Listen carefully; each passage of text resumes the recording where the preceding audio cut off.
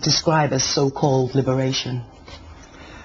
The term so-called liberation is quite accurate, because nobody has been liberated, neither the oppressed people nor the oppressor. When you strike a compromise between the oppressor and the oppressed, something has gone wrong.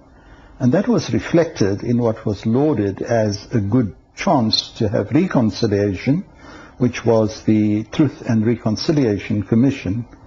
Ironically, 22,000 people, termed blacks, appeared before the commission, and very few of the oppressors, the majority of the whites. Yes. What was also very disappointing was the fact that the people who orchestrated the apartheid terrorist regime, not just the apartheid regime, because they terrorized not only the 40 million indigenous people, but also the surrounding African states. And neither the Broederbond, which was established in 1918 as a secret organization, was subpoenaed by the TRC, neither the judiciary, your magistrates, judges and prosecutors who implemented the apartheid laws, nor the multinational companies who benefited the most from apartheid. And of course the politicos like ex-President P.W. Botha, who were responsible for these. What would you say, Imam, to people who still see people like Nelson Mandela as heroes and see him as a source of inspiration? Do you feel that he was an integral part of the compromise, or was he hoodwinked to a certain degree? No, he wasn't hoodwinked. In his case in 1964, when he appeared in court, he made a statement which was later quoted in the Financial Mail and other business magazines, that he has never ever been opposed to capitalism, and that was the cue. So they already started trying to get him on board, so they softened him up, and that was the reason for removing him from other comrades on the island who were in the Rivonia trial. Accidentally I bumped into the second in command of MK, and that's Mkhonto we Sizwe. Mkhonto we Sizwe. And he called me and he mistook me for somebody else, for an MK member, which I've never been. And he said to me, Ismail, which is not my name, if they think they can strike a deal with Nelson Mandela and leave us out, they are making a big mistake. So already there was a split, which was observable, that they knew that Nelson Mandela had been taken off the island in order to set in process the negotiations. Okay. So that came as no surprise. Well, looking at the current administration under Zuma, would you say that is a continuation of the same line of thinking? No, there's a big difference between Zuma. Zuma was on Robben Island for 10 years. Nelson Mandela was there for 18 years. And we'd just like to correct an historical error which says that he was on Robben Island for 27 years. That's not true. The oldest serving political prisoner on Robben Island was in fact Jeff Masimula, who spent 27 years there, and he was in fact assassinated in what was called a motorcar accident shortly after he was released. So he definitely was the longest serving prisoner on Robben Island. And he was a member of the Pan-Africanist Congress of Tanzania, yes? That is correct, a very staunch member who had received life imprisonment way back in 1963. Right.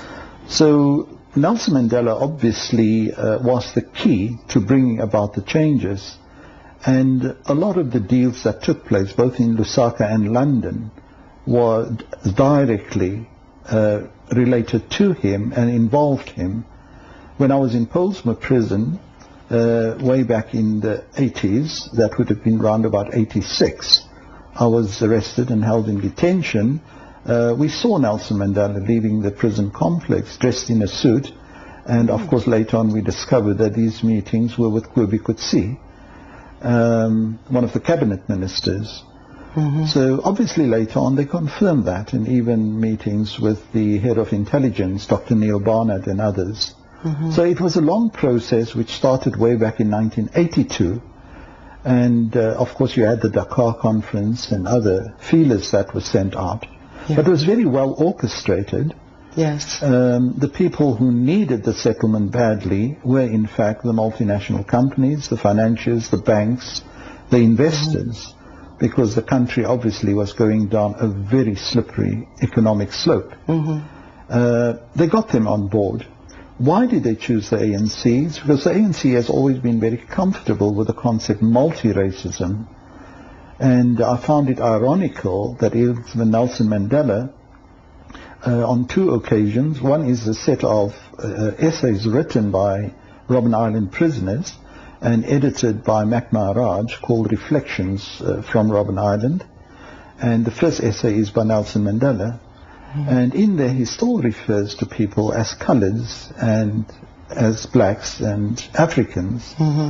When he was at Wembley shortly after his release, he says the ANC is a non-racial organization, therefore all races are welcome. Right. Now that obviously is conceptual confusion. Many of our top thinkers in South Africa, when they say, when we called ourselves Africans, we meant that we were anti-racist. And very few people have used the concept anti-racism. We also draw a distinction between racism and racialism. Racism is based on statutes, on law, and it's enforced by the police, the courts, and eventually the army. Whereas racialism is when you and I discriminate against each other on whatever flimsy reason. And the fact that it is still very much part of South African life is the BEE, Black Economic Empowerment, and affirmative action, and also the outbreaks of xenophobia just consolidates that particular viewpoint, that racism and racialism is alive and well in South Africa. Okay. Well, for a lot of people, the Pan-Africanist Congress of Azania is little known as a political entity. Yes. But everything you are articulating is very much in tune with what they say as well, because once upon a time you were a member, and it was led by Robert Mangaliso Sobukwe, who is almost written out of the history of South Africa. Now, I'd like to ask you, what has happened to the PAC and that element of political thinking within South Africa now?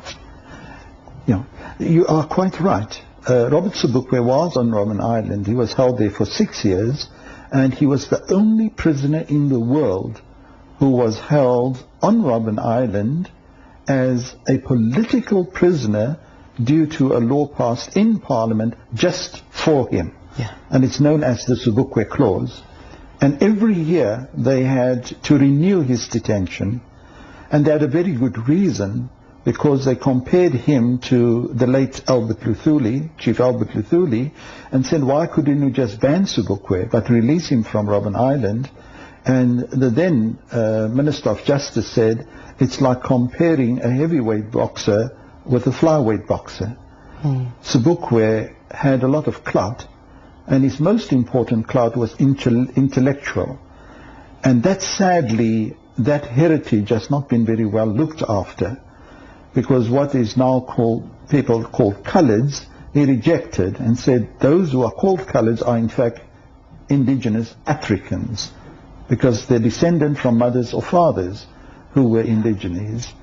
And if I could interrupt you a little bit, he's the only African who I've heard defining an African not by the color of their skin or even by their heritage, but by their love of the motherland Africa. And he saw that as the only way to resolve the contradictions to do with racial heritage within South Africa. Did you agree with that? Yes, I fully agree with that. Yeah. That is why I eventually joined the PAC. I was fortunate enough to serve for some period as chairman of the Western Cape, and subsequently as National Secretary General. Of course, I have now left because obviously a lot of infighting and splinter groups arose, and most important of all, the PAC couldn't get two things right. One was to have a sustainable financial backing, and the second one was a lack of a proper administrative structure. So based on that, they were not going to go anywhere. Yeah. But they would have been opposed in any case by all the imperialist and neocolonialist powers in the world and on the African continent, because the national problem is essentially the regaining, the repossession of the land which was taken from the African people.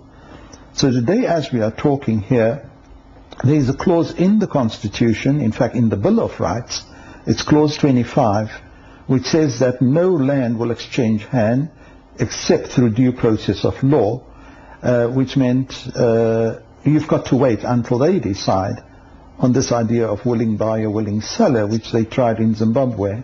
Okay. And this brings me up to another issue I'd really like to discuss with you in some depth. It is to do with another land question, the situation of Palestine. Yes. And you have said that the legacy of apartheid is very similar to the existence of Zionism. Could you tell us why this analogy is so strong in your mind? Yeah. Perhaps you've got my quote wrong, because I don't see similarities, because Zionism is 1,000 times worse than apartheid. So we are not so much interested in the similarities, but in the dissimilarities.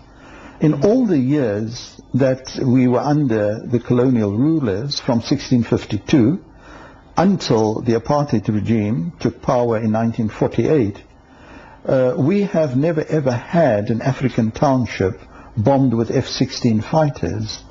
We have never had massacres on the scale that have taken place in occupied Palestine. And when I say occupied Palestine, I mean the entirety of Israel that was established in 1947, and also the subsequent conquest, 1967, and the expansion, taking away of East Jerusalem, the West Bank, etc. It is definitely worse, because none of the Afrikaners in South Africa ever believed that God gave them that land. Whereas the Zionists are saying that the only title deeds they have to the land of Palestine is the Bible. So that makes it worse. And my understanding of history as well is before they decided upon Palestine, they were considering a certain part of Africa as the homeland for the Jews. Uganda, to be precise. Yes. Yeah. Okay. But it's good to share platforms with the rabbis of the Neturei Culture, because they don't believe that Israel has a right to exist, and that no Jew has the right to take land belonging to another people. So it is this lie that there will be land, people without land, right, taking land without people. But that was not true. When the last British census was held in then the Palestinian Mandate, they actually discovered that only 10% of the population were classified Jews. And this indicates that here was a land grab of massive proportions, accompanied